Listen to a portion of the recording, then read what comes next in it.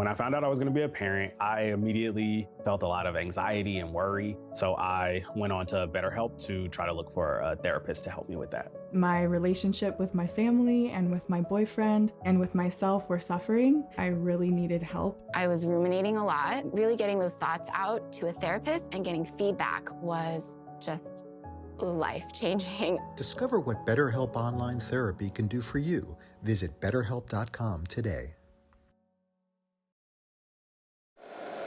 Every team, every topic, everywhere. This is Believe.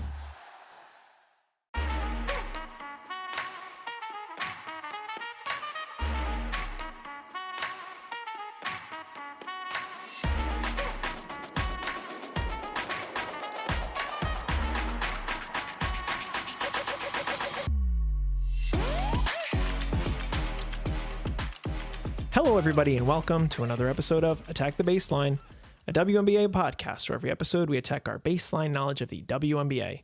We're your hosts, John and Kristen Barber, and today we're joined by a very special guest of ours, friend of the pod, Matthew, to talk to us about his experience as a brand new Portland Fire fan. He lives over there in Portland. He's had the opportunity to go to the Moda Center multiple times, and he was very keen on getting on the pod and letting us know what the experience was like and how he's adjusted to his city having a brand new WNBA franchise. Really fun conversation. Yeah, great conversation. I love hearing about how the city has embraced this new team. Mm-hmm. Obviously, we're looking forward to that in Philly. Right. I recently volunteered at the Philly Pride Festival with the Watch Party women's sports bar opening in Philly. And so many people were coming up to us like, we're so excited for the team. We're so excited for the new team. They were asking me, do you have any intel? Do you have any details? I was like, unfortunately, no. Like, it's still a ways away, 2030. But we have that to look forward to. We have the hope that Matthew brings to us. Yes. Of what it will be like. Yeah, I think that there was a lot of moments where he would just say, like, talking about the new fans, the new people appreciating, like, I'm so excited for all of that in Philadelphia. And of course, Portland is, another basketball city. But, to sort of transplant everything that was happening in Portland and framing it like we get to experience this all so soon is really cool. But if you like, real quick before we get into the interview, if you'd like to send us an email, of course, you can do so at our email, attackthebaseline@gmail.com. Connect with us on Bluesky, Instagram, TikTok at ATBPod. Leave us a 5-star rating and review on whatever platform it is that you listen to the show. Subscribe to the YouTube. And, of course, tell your friends and family to check out the show and get everybody in the know about the WNBA. And without further ado, why don't we send it over to our conversation with Matthew? And as you know, listener, as you may be aware, we're traveling, so we did record this a few weeks ago at this point as you're hearing this. So if things have changed with Portland or if there's been some drastic vibe shift, just going to apologize in advance. And hopefully they're just as good as we've been feeling them as we talked about them in this conversation. But we don't know the future. We can't tell the future, so... There's not a vibe shift, I'm sure. I hope not. It's not bad vibes. They might be losing more games. But I just want to make you... It is what it is. ...completely aware that this was recorded a few weeks ago. So enjoy the conversation. And joining us now, returning to Attack the Baseline, it is our friend of the pod, Matthew, our former Connecticut Sun correspondent, now turned Portland Fire, as he is a Portland resident. And now he has a local team to root for. Matthew, welcome back to the show. Thank you. Yeah, no, happy to be back. And it's surprisingly not like, 1 week later after a Sun Storm game in Seattle. Surprisingly, it's actually, first week of June this week and not middle of June. So, things have changed. You're right. Your typical game that you would go to. We normally catch you that way. Yeah.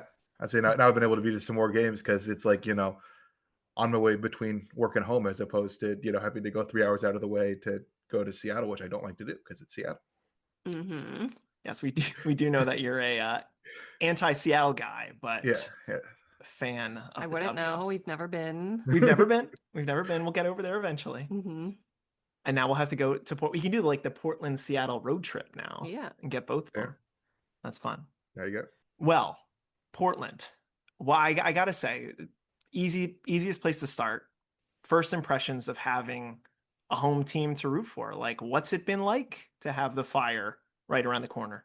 Yeah, no, I mean it's been awesome. I mean it's one of the things where like it's kind of interesting as somebody who like is so much a fan ahead of time of like trying to like see the city and how they react to it. And I feel like it's been a generally a real positive reaction. A lot of my coworkers, a lot of my friends are excited when they hear I've gone to a game. They're like excited, to hear what's going on with that. My one coworker, he decided to go to a game despite the fact that he worked at 5 a.m. the next morning and said that was a bad experience. But other than that, everybody has had a good experience. And I don't think that's that's on the Fire. I think that's on my coworker Tyler for trying to go to a game and then work 4 hours after that. Yeah, that's tight. Hmm. So from the perspective of early season success, how has it been to see, honestly, the stadium rocking right away? A pretty successful start to the season, I would say, all things considered. Yeah, no, I know. I was talking to my dad about this, and I say that like the grade they get so far is like a B, but like against expectations, it's like an A plus. In terms of like they're not like playing amazing, but they're playing very well despite everything. I mean, I think that I was always pretty sold on the fact that the state the arena there was going to be good. I think that we're a fairly large city for how few sports teams are here, and so we support all of them very well. I was talking to somebody the other day about that, like, we have like the Soccer City USA and it's like such a big deal, but it's like not because like people here love soccer, but just because like we had very few professional sports teams. And so when we had soccer teams coming, we supported them, and so like I was not surprised by that, but I think that it's been such a great environment. And I think that you hear the players talk that like, it's a big deal to be in a giant arena that sounds loud versus, being in either a giant arena that sounds quiet because it's half full or a small arena that even if it's, a 2,500 seat arena or whatever, if it's full, it still doesn't sound as loud as, the 1,900 seat arena that even has, 15 or 16, in it. Right. So I think that I think has made an impact. And I think that, the better that they are and the more that it's exciting, people want to come back. I mean, I think every time I've been at a game, there's been fans that either people that I've gone to and talked with, or people that I've just been walking out. They're like, "Oh, that's awesome! I got to come back." And I think that that's a good sign. Whereas I think sometimes you see expansion teams in sports that the first season is good or the first half of the season or whatever is good, and then it kind of goes downhill from there because the team's bad and fans don't want to be there and it's boring or whatever, right? And then it becomes difficult for them to kind of get that back. And so I think being good off the bat, obviously good from them in a sporting perspective, but I think in terms of getting the city on board, I think is very helpful in that regard as well. Hmm. Yeah. Yeah, I was very impressed with the number of fans who showed up on opening weekend. Yeah. And it doesn't seem like it's dropped off really much. So I think like I love the energy that we see in Portland. I think it was the most fans of any opening weekend team, right? So that's Yeah, like very impressive. I mean, helped out by the fact that we do have the largest arena, and so it was a Yeah, sellout. So it was not possible for it to be any bigger than that. But yes, I mean, the fact that we were able to be, I think one of 4 or 5 teams that is sold out, that first game. I think it's a big deal just in that case, and especially the fact that it's, the largest arena, to sell it out. Yeah, I think it's only officially sold out twice, but it's been, really full. And the way the Moda Center is, the sound really carries as long as like the 100 200 level is pretty full, and that's been pretty full all the games I've been to and everyone that I've talked to. So it the sound's able to carry, and so it sounds massively full even if it's only 3/4 or a little bit more than that, which is it's been I think all the games, which is impressive. And I think that it's such a great environment, especially when it's a close game and they do well. I think that it was the second of the 2 games versus the Sun that I went to, where they made a couple threes with like a couple minutes left, and the arena just exploded, and I was like, "Oh, this is like Mm. so loud, like I can hardly hear myself think," at that point. And that's I Mhm. think that's such an incredible place to be for a team that's as my friend and podcast co-host Mason said, he said that he's very impressed, and that he thinks that they should be considered the best team because they have the most wins per number of days they've existed as a team. And so to apply that to the fan support as well, that it's just it's that much more impressive given that this is a team that did not exist a year ago. Right, right. Mhm.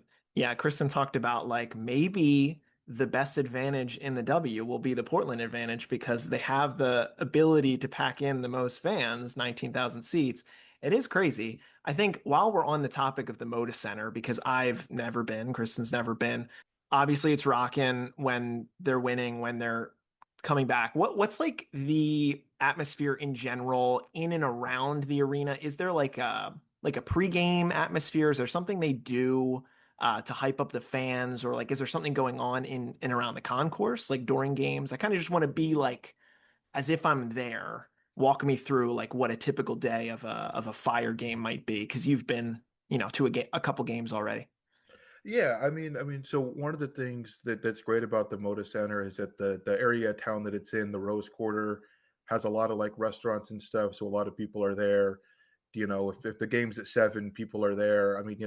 Just because of when I get off work, I kind of go straight to the games because I'll get there at like 5, and like there's already people lined up. There's restaurants all around there that have people in them. So it's a great part of town. It's one of the reasons that with the new arena controversy, that like one of the big sticking points for everybody is that if there's going to be a new arena in town, it needs to be basically right in the same part of town because it's such a great place there. And yeah, they have the arena host, which I can't think of her name right now, but they'll start probably 30 minutes before the game with a lot of that stuff. And so by the time that the players are coming out, even it might be 20% full at that point, but it's still pretty loud, it's still exciting. And then really by the time that when they do the team introductions, they have like the big giant things that shoots fire straight up in the air, and that gets everyone excited just because it's cool. And then they shoot fireworks off inside for some reason, which is kind of weird, and I Nice. don't like because I'm anti fireworks. But other than that, it's a great environment. And yeah, and I think that one of the other things about just getting fans involved too is that I think that even in the game, the one game that I've been to where they lost there, like there's still such an exciting atmosphere after the game as well that Mm. carries on, and people are excited to be there, which I think adds to somebody wanting to come back for another game or whatever. And I think that you see, I'm sure even watching on TV, you can see that like when the game gets excited, like the fans get louder in it. It's one of these things that like when you're there, you're like, oh, it's kind of loud, and then you're like, oh, actually, like there's another level to that can be unlocked. And I think that Hmm. goes to Kristen's point about it, like being able to be like a home court advantage. Of like when the fans are like so loud. When there's because especially the first Sun game that I was there at where they were won by like 1 point or 2 points, I forget. That it's like you could feel the energy, and I was like, I imagine the players are reacting to that at some level, Hmm. right, even if it's just a tiny little bit. And so yeah, it's a big advantage there. And I think that you see with like the interviews of the players, like how much they're excited to be in such a large arena that's so loud, that Mhm. Yeah. it's different from most of the arenas just because of how big it is, and it's different in terms of the fact that you know the fans are still so excited started to start out. Mhm. Right. Yeah, I mean, I think like looking at you talked about the player interviews. If we're gonna sort of shift back to talking about the team, I was there was like the heartfelt video the other day of Meg Gustafson saying how important it was for her to feel like there was an organization that respected her as a basketball player. And I really do feel like pretty top to bottom with Portland, there's a lot of respect from this coaching staff toward these players. They're letting a lot of players get opportunity to be on the court. They're showing a lot of different a lot of different lineups, a lot of different configurations of players trying to figure out what the right way forward for this team is. And that's the fun thing that we saw with the Valkyries last year. If we're going to talk about the team a little bit, have you had, an early standout, an early favorite? I know we've talked back and forth, but I want to know what your impressions are at this point in time. Yeah, well, I will answer that question in a little bit of a tangential way to start off with what you were talking about, the interview with Megan. What I found so interesting with that is that the sort of theory of the case within the expansion team is that you can either just sort of do things the way every other team is doing that, right? And you could hire a GM who's the assistant GM somewhere and hire a coach who's an assistant coach somewhere or recently fired coach. And then, but if you do that, the roster you build is sort of guaranteed to not be very good, right? That it's like if you hire, an assistant GM from the Liberty, you're guaranteeing the player you take from Liberty is going to be the sixth best player on the Liberty, right? Because they think of talent the same way that the GM there thinks of it, right? And so they're going to protect the players and draft them. And so I think that what Portland has done is, kind of take a swing and take players that they feel are undervalued, right? And that's sort of the way that you have to do to be good as an expansion team, right? Is to do something that nobody else is doing. And I think that, that's why you get a lot of players that I think feel like Megan does, who are like, I was undervalued where I was before, and I should have been in this position, or I could have been in this position if any other team thought I could do this. Because I feel like a lot of the pushback I saw to her online is people being like, well, you're not going to like start over Asia. But I don't think she was saying that. She was saying like, no other team wanted me. No other team was willing to trade for me, right? And I think that it's, there's a lot of players that are like that, and it's like that's sort of the theory of building an expansion team, right? Is either you could just sort of build a team of all the sixth best player on every team, or you can kind of go and pick players that you think there's some sort of statistical edge there, and that's the way that you can kind of exceed expectations. And so I think that there's a lot of interesting players in that regard. I mean, the two that have really stood out to me is Carla Lade. I think that just her playing more, it's one of those things where sometimes when a player goes from being a bench option, a rotation player, to being a starter, they take a step back almost because they're being asked to do too much. And I think that she's an example of somebody who's actually like a lot better now that she just gets more freedom and more opportunities and more things to come in there. I think that she is, you can tell like that she's, very, I don't know, it's not like a bad way to say this, but like she's very emotional, but in like a positive way, that like you can tell that like when she's good, it's she gets on a hot streak and stuff. And it's one of the things I was really disappointed that they didn't show it on the TV broadcast, because I was trying to go back and look through the highlights to like get the clip of it. But after she made the shot to go up by 6 in the second game against the Sun, she like jumped up and did like a little dance at half court and like threw her arms out and stuff, and she was just like so into it. And it's like I think that's the type of player that like you can't look at their stats as a backup and be like, oh well, how could they? It's like you just don't know, right? You don't know how someone's going to do there, and somewhere in some scouting or some whatever, they saw something that made them think, hey, if she plays more, she'll be a lot better. And so I think that that's an example of that. And the other person who I think has really impressed me so far, who I was totally surprised on, is Sarah Ashley Barker, and just how physically intense she is and how she's everywhere on the court. One of the things that surprised me is that when she was in against Brittany Griner, she's the one they had guarding Brittany Griner, right? And the fact that obviously like Brittany Griner is not as physically imposing as she used to be, but she would just kind of tower over all the other players and just make the kind of like easy layups because she's just so much taller. And so you get Sarah Ashley Barker, who's like 9 inches or something shorter than her, and she's the person that they said, okay, when you're in and Brittany Griner's in, you guard her, right? And it's like that's a level of like intensity and the physicality that, again, it's sort of difficult to look at stats, and be like, oh well, that of course that's a thing that happens, right? It's like no, you don't know that until you see them play, or have a good scouting report on that. And so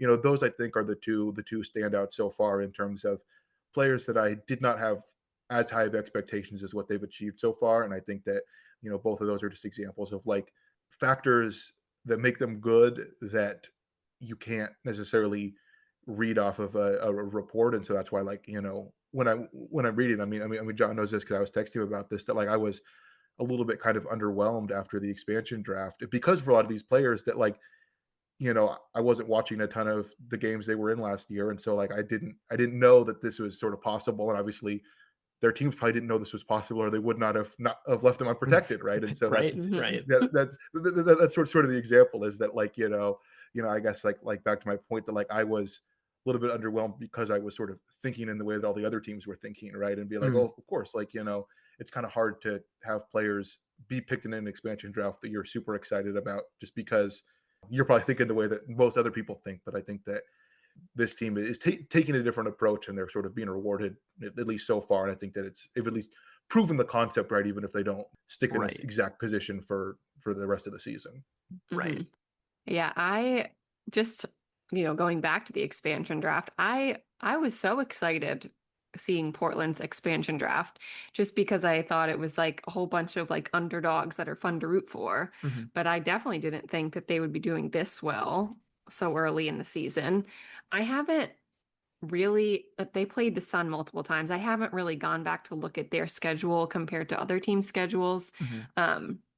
That happened with the Valkyries last year where they started like super high and then, dropped and dropped as the season went on. But still, like, I love the environment and the culture that clearly has been built on this team so far, where these players, they know where they are in terms of the league. They know that they have been on the bench and they know that, teams have passed over them. So I think it's so cool and important for them that they feel like so special on this team.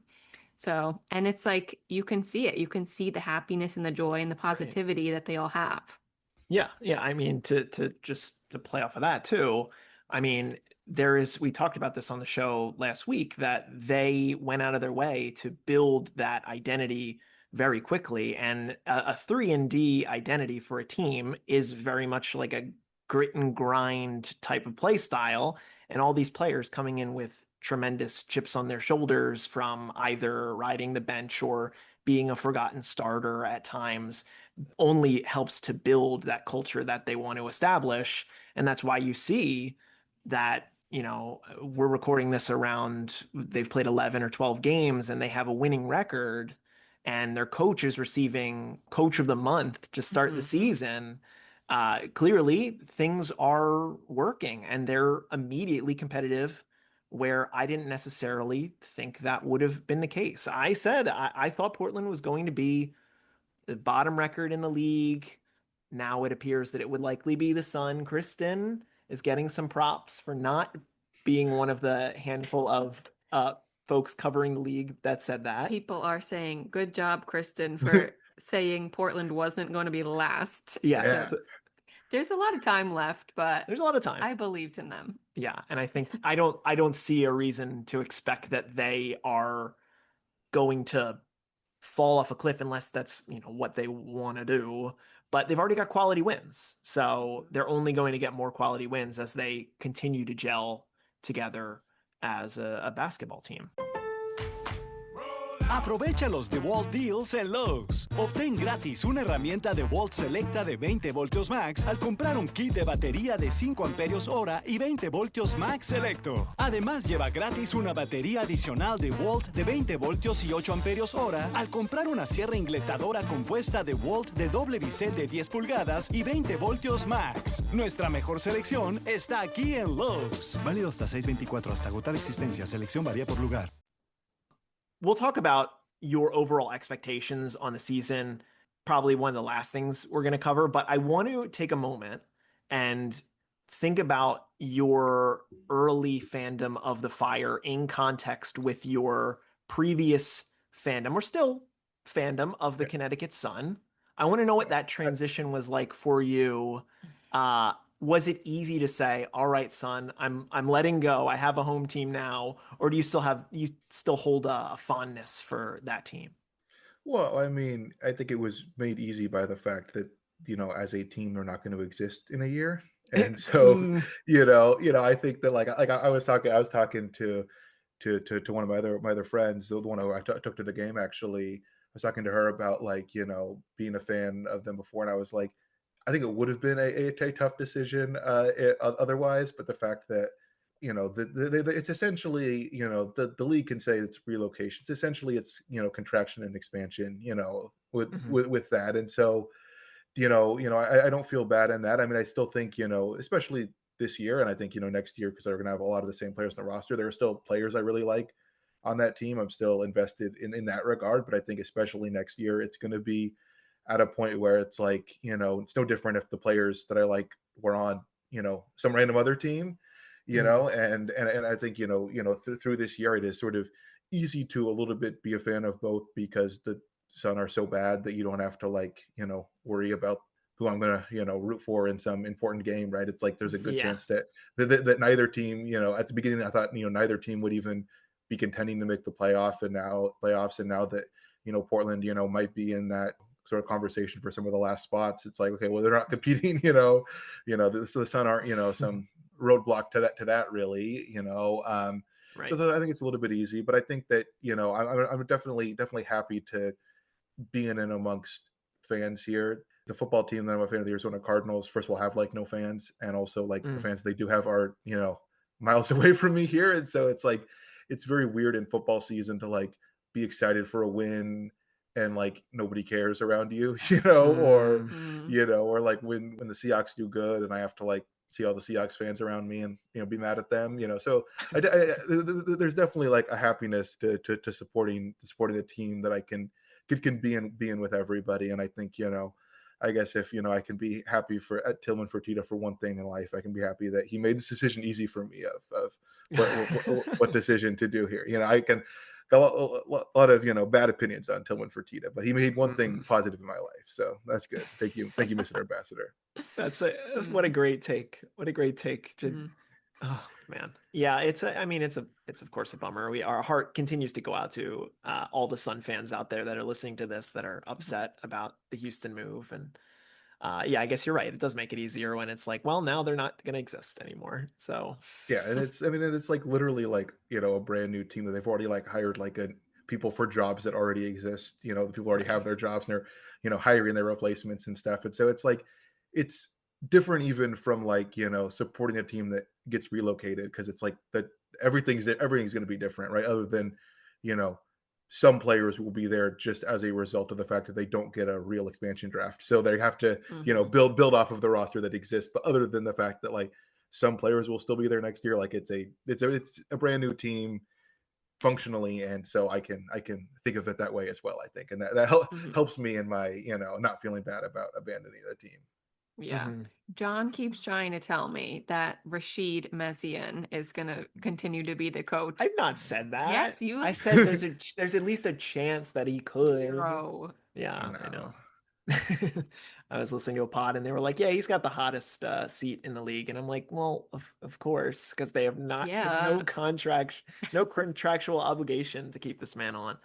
But yeah, I mean, and I think also, I mean, and it's, the fact that there's a new president who's going to hire their new GM, who's going to hire a new coach. It's it's just as a result of, it's what happens anytime there's, massive changes with, any sort of this ownership and stuff, right? I mean, it's it's unfortunate for the people that are there, but is a positive in some regards, that you can just they get a fresh start, which is unfortunate for people that it there, but good in some other ways as well, I guess. I mean, and I think I have no problem with Houston getting a team. I feel like that they just had one too many good candidate cities and not enough expansion, and so they had to kind of force to move in, which is unfortunate for Connecticut. Unfortunately for the whole Northeast, really, that there's no team there at all is kind of crazy, and just the fact that they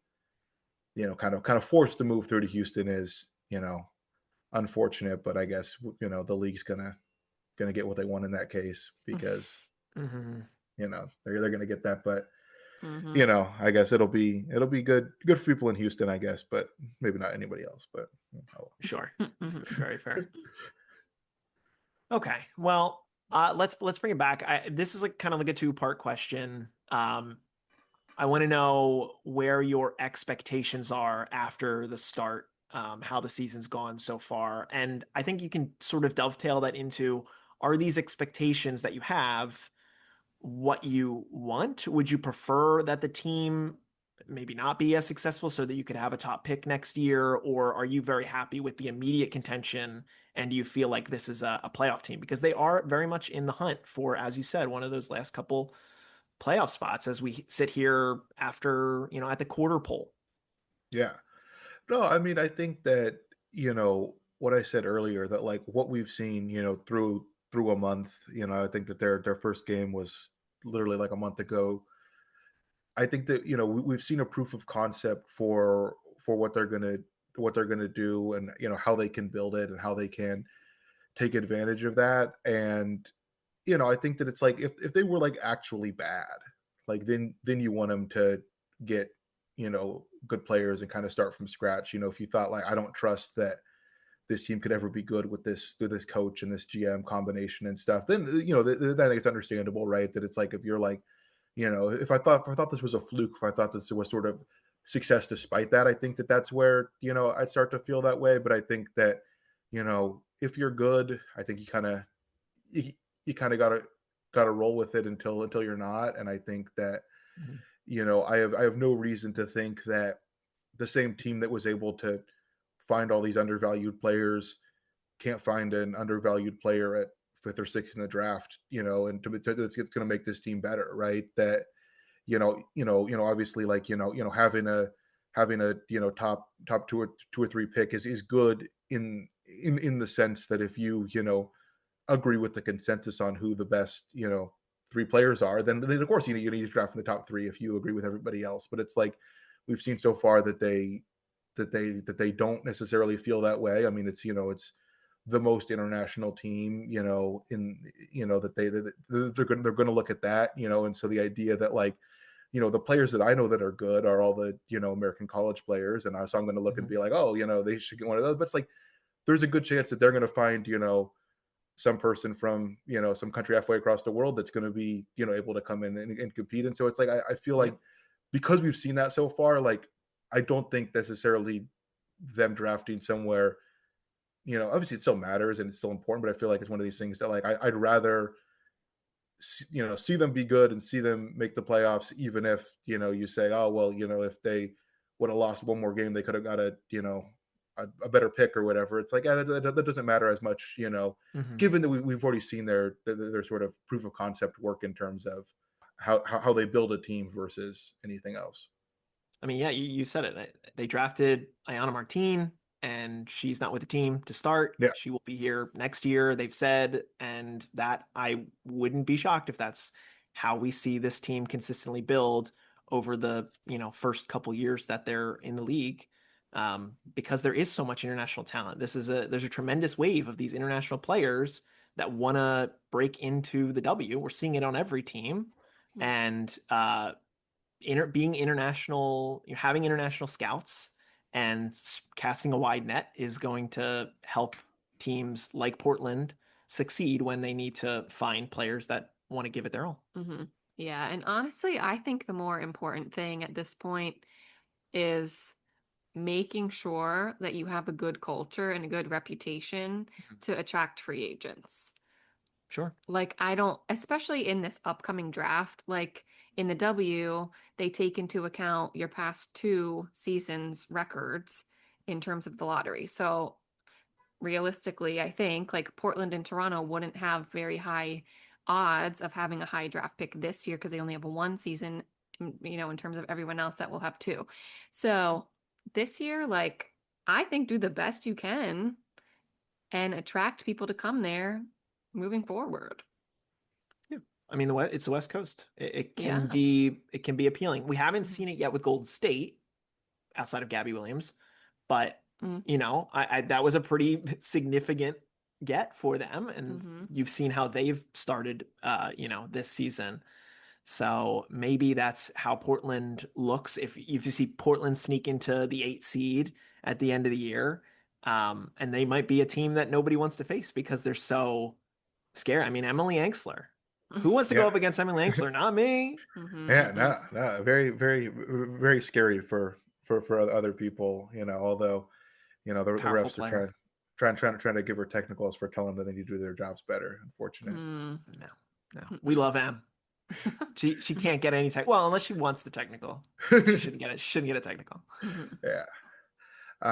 No, but I think one more thing to kind of add to that with like the international scouting and stuff. I think that with the fact that there are obviously more teams with the expansions, more spots available with the expanded rosters, and the fact that the money's higher, that there's more international players that want to come. I think that for the next for this year and the next 4 or 5 years even, I think that that's going to be a big deal as the league gets more and more international. It's like being able to find those players, whether it's in the draft or free agency or whatever, right? To be able to find players and bring them over is going to be a big deal. And I think that John and I were actually talking about this yesterday, I guess, that like that's based on who the Fire have, like that's going to be a strength of theirs, that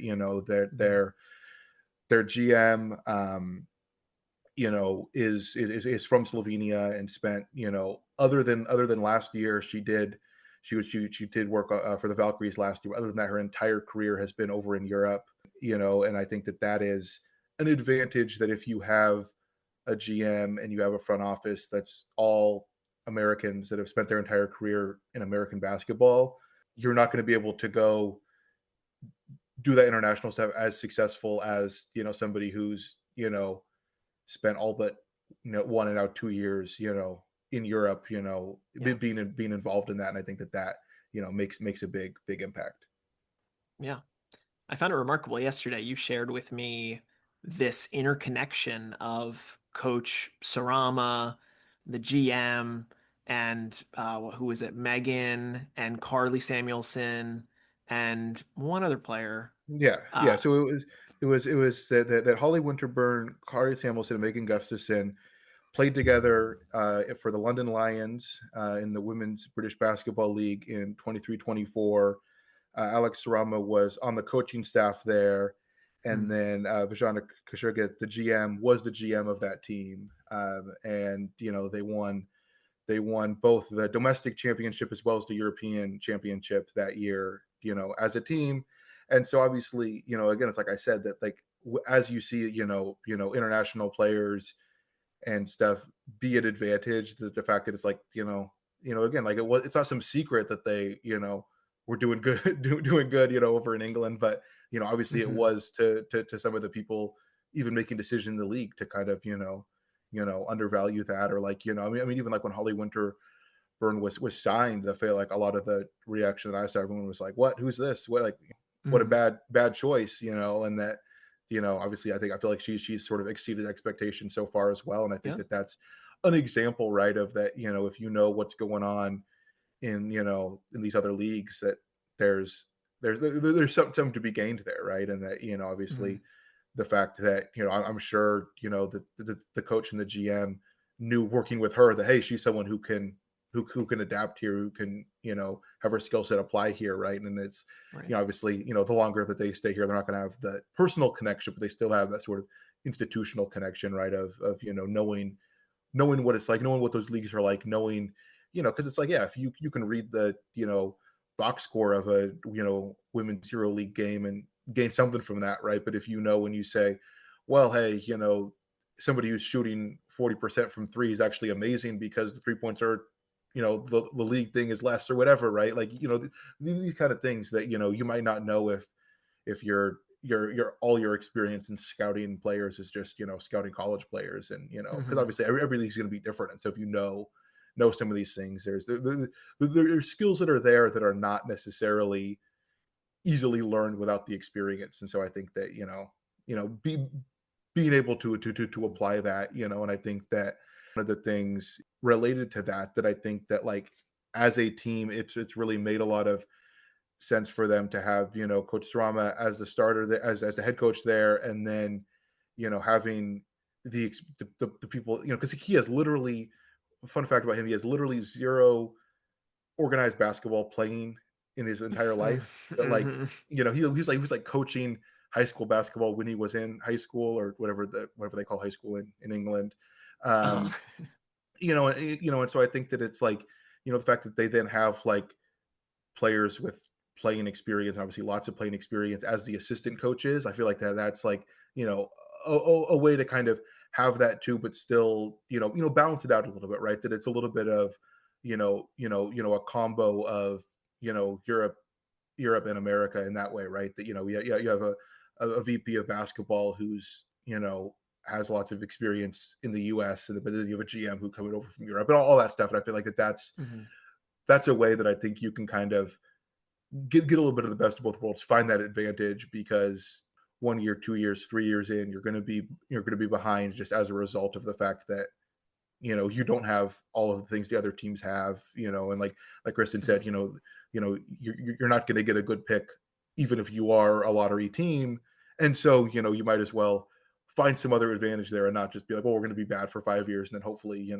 we'll like get lucky or whatever, right? It's like, Right, that, right. that is possible, and there are expansion teams that are bad for a long time and eventually get good, but I feel like what they did was a little bit of a risk in some ways to attempt to kind of be good now or within 2 or 3 years, and I think that it's at least appears at this point to be kind of paying off. Yeah, I know that whenever Philadelphia signs a general manager, Philly will be the city where the team's going to suck for well, 5 years. Also kind of feels very appropriate. Yeah. Well, I will feel like whenever they make a signing for a general manager or a coach, I've got to look at these like breadcrumb trails to players that other teams have, and that would kind of inform some of our selections and what we think they might do in the expansion draft. That's just I just found that so fascinating, that little story that he's connected to these three players historically, and you see all of them contributing pretty right away. And I was to say the fact that they like had success together too, right? That it's Yeah. it's they won. I mean, Holly Winterburn was on that team for 3 years with him, and then Carly Samuelson and Megan Upson were just there the 1 year, but that was their most successful year in like London Lions history. They won everything, and so that's good. Fun fact though about the assistant coach Sylvia Fowles, obviously legendary player. Yes. Do you know what she's been doing in the 4 years since she retired before she became a coach this year? I don't. I'm gonna guess she's been fishing. I don't know. No clue. No, she has been training to do a like embalming and cremation, and that before she was brought in to be a coach, that her goal was to open a funeral home. Whoa. Oh. Mortician Fowles. That's what she was doing. That they got her out of mortician school to come be the assistant coach on this team, which is that's crazy. Just kind of wild. Yeah, no, because like I obviously like I knew that she was like such a great player, but like obviously her entire career was before I was like really following the W. So I was like trying to read all about like what exactly everything she accomplished and everything. And then it's like fun fact, she also like after retirement was training to be a mortician. So I feel like it's better contribution to for her to be contributing back to basketball than doing funerals. But I hope she realized the afterlife, it'll be there. I'll deal with that later. I got the W's calling. I got to answer the call. And now she's doing great stuff over there in Portland. Well, I think we'll begin to wrap this one up. I just want to give you an opportunity. Is there any last minute thoughts? Any final takes about Portland as we continue through this exciting opening year? I mean, I think my final thought is just to say, like, in conclusion, it's been such a great experience just 1 month in, and the fact that I feel like going around town, I've got this shirt on, I've got my hat, it's actually right here, wearing the shirt, whatever, like, it's something people want to talk about, even if they like know nothing about basketball or whatever, right? And that the fact that there are people at the games who I think I was texting John about this on the first game, that like it was a little bit annoying because nobody in my section knew anything about basketball. That was a little annoying because they figured out that I knew about basketball. They were all like leaning over to ask me questions. It's a little bit annoying, but also like despite the personal element of that, I think the the positive of that is the fact that like there are so many people that are getting into this, that are becoming fans, that are, you know, wanting to experience what's going on. And I think that that's, you know, the greatest sign that I can have. Other, you know, obviously you can look at, you know, attendance and track that and you can whatever, but I feel like just the anecdotal evidence of the fact that like there are people who want to be involved in this, want to be in the stands, want to do everything, and they don't necessarily know what's going on. That it's not just, you know, hardcore basketball fans that are people in there. It's people who, you know, want to learn, want to become fans. I think that that's, you know, such a positive experience. Only positive vibes, you know, 1 month in here, which is not what you might anticipate with an expansion team, right? Some expansion teams already, you know, after game 1 or 2 are down to, you know, bad attendance and nobody cares, right? And so the fact that, you know, I think the season is a success regardless of what happens from here on out, right? You know, I mean, I guess if they lose like all the rest of their games, maybe you'd say not, but I think the fact that they're, you know, you know, if they make the playoffs or they're the first team out or whatever, which is like what they're kind of tracking to do, you know, like either way, it's a success because the fans care. There are more fans, you know, people getting involved, you know, people want to do that. And, you know, they've proven that they have, you know, understand something that the other teams don't in terms of some of these players, which makes me excited for, you know, future drafts, future free agency, future all of these things, which, you know, so it's like, you know, yeah, I think that like my dad asked me to like give him a grade 1 month in. And I said that like on a curve, it's an A+, you know, even though it's a B, you know, or a B or a C+ or whatever, you know, just as a standalone grade, I think that it's like, you know, there's nothing you can, you know, nothing negative to say, just, you know, if you think about, you know, where this team, you know, literally did not exist a year ago. And whatever, you know, 10 months ago or whatever, when I was on last, we were talking about, you know, the chaos that seemed to exist behind the scenes and everything. And the fact that, you know, that was sorted out, you know, that they've, you know, made all these hires that seem to know what they're doing, and they've signed players that, you know, seem to know what they're doing, despite the fact that, you know, especially with two expansion drafts in it, you know, 2 expansion teams in a year, it's, you know, the players you're able to get, it's, you know, not the best players, like just by definition, right? And the fact they've been able to accomplish that with that, I think, you know, it's all positive vibes here. Excellent. Well, I'm very excited to continue to follow this team in their opening year here in the W. I'm sure we'll be going back and forth with the takes as we see where their trajectory ends up. But Matthew, thank you so much for joining us on you know, another episode of Attack the Baseline. Of course, we will we'll talk to you soon. All right. I'm sure. Well, that'll do it for our lovely conversation with friend of the pod, Matthew. A lot to be excited about with Portland, of course. You know, we've already talked about them a ton on the show, and there's going to be plenty more to talk about them throughout this year as they continue on this exciting trajectory. But if you have any thoughts, opinions about Portland and you'd like to let us know, send us an email, attackthebaseline@gmail.com. Connect with us on Bluesky, Instagram, TikTok at ATBPod. Leave us a 5-star rating and review on whatever platform it is that you listen to the show. Subscribe to the YouTube. And of course, tell your friends and family to get excited and continue to check out this excellent WNBA season so far. I think that's going to do it for this one. Kristen, I'm staring at the baseline. And as always, what are we going to do? Attack it. Attack the baseline. Thank you so much for listening, and we will talk to you real soon.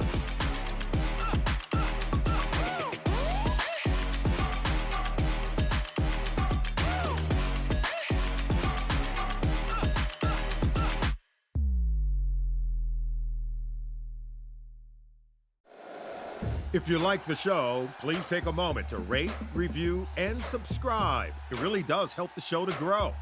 Thank you for listening.